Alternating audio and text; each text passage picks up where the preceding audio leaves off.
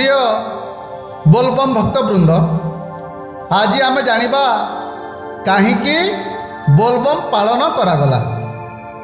जेते बेले देवता एवं दानव मानक मिलित उद्यम सागर मंथन करागला, सही सागर मंथनरू जो विष उत्पन्न हला ताहा थिला कालकूट विष। तार प्रभाव एते भयंकर थिला जे निमिषक मात्रे संसार ध्वंस हो जाइथांता।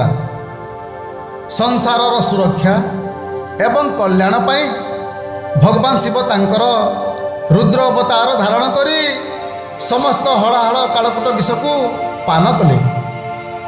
विषटी को पान कला परे सबु हजम करि पारिले नाही। किछि अंश कंठरे अटकी गला। प्रभुंक कंठटी नीलवर्ण हो गला। देव देव महादेवंक संपूर्ण शरीर विषर ज्वालारे जलिबाकू लागिला। प्रभु स्वयं अस्तव्यस्त हो पड़िले। बहुत कष्ट अनुभव हैला। केतेबा सहिबे आउ एभली जंत्रणा।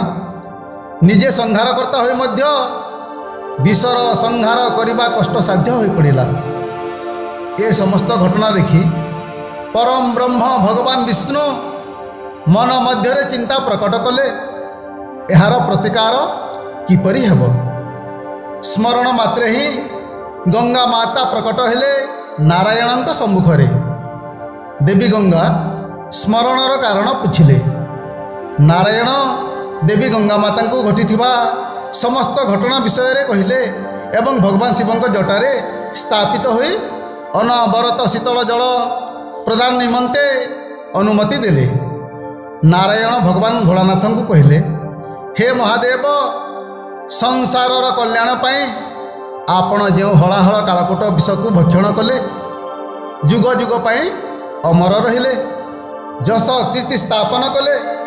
आपण आज महान त्याग एवं बलिदान करिसंती प्रभु। आपण सृष्टिर उपकार तथा उद्धार करिसंती प्रभु। ए संसार थिबा पर्यंत आपण नीलकंठ नाम रे पूजा पाइबे। संसार एही नीलकंठर आभार व्यक्त करिवे। आपण धन्य एवं चिर ऋणी करदेले प्रभु। सूर्य जेपरि सूर्य हेबाकू हेले अग्नि रे जलिबाकू हे, सेहीपरि विष रे जलिबाकू हेले शिव हेबाकू हुए कही भगवान विष्णु महादेवंक निकटरे नत मस्तक होई प्रणाम जणाइले। जुग अनुजाई मानव जातिर सृष्टि हैला। मानव जातिर प्राणरे ज्ञान और भक्तिर प्रदीप उदय हैला। भगवान विष्णु तांक हृदय रे भक्ति एवं ज्ञानर प्रदीप प्रज्वलित कराइले। क्रमे मनीष वेद एवं पुराण शास्त्र प्रति मन बलाइला। ताको अध्ययन करी देखिला जे तारी भितरे अनेक गुड़िए महात्म्य पूरी रही। शास्त्रीय ज्ञान अर्जन करी योग्यता लाभ कला। प्रभु सेवा सहित साधु संत लोक कल्याण सेवा प्रति निजको समर्पित कला। मनीष निज जीवनर प्रत्यक्ष सत्य को सुकर्म लगाइबा पई प्रयास कला। मनीष अनुध्यान कला जे ए सृष्टि हेउछि विचित्रमय। भगवान शिव ए संसार तथा आम पई कौन न करिसंती, तांको पई आमे निश्चित भाव रे निजको समर्पित करिदेबा। से दिन ठू मनीष संकल्प नेला जे मु ए व्रत उपासना निश्चय पालन करिबी। सेही दिन ठू तांको पूजा एवं व्रत उपासना आरंभ कला। श्रावण मासरे शुद्धपूत भावरे स्नान शौच करी निष्ठापर अंतरे जल नहीं बोलबम बोलबम कही शिवंक ठारे समर्पण कला।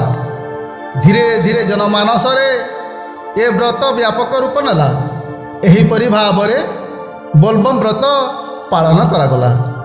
बंधुगण, शुणिले तो आपण माने काहींकि बोलबम पालन करागला।